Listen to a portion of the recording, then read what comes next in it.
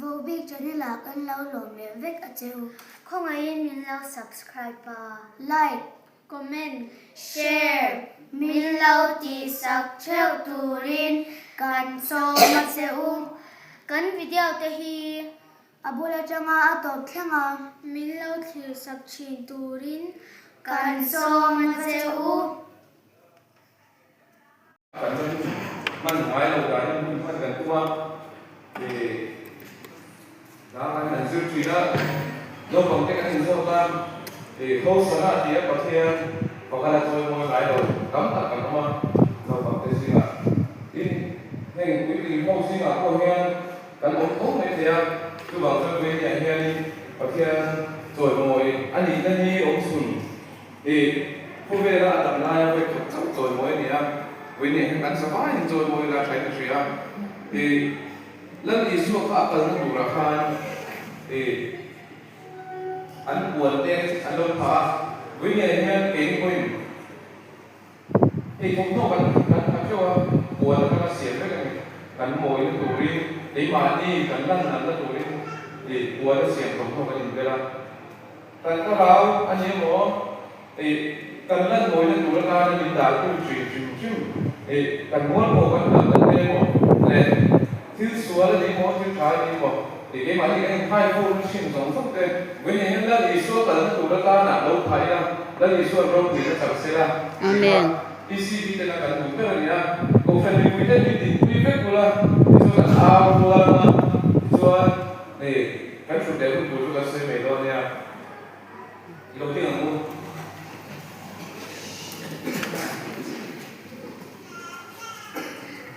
tin akmalama kaltele anung lama ron sui te chuan lai pa hinga lo kai chu vakin om ro se ram lo khen tu kan pa davida ram chu rồi ngồi in om ro se chung lung thera hian Hosanna Isua chu Isua Krista chu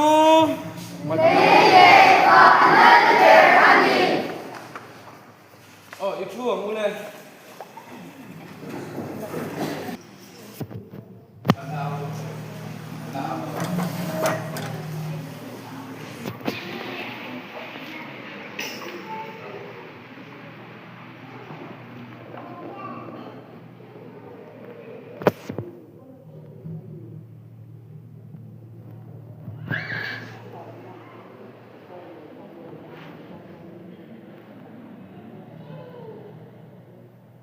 Isua chu Isua Krista chu Hãy subscribe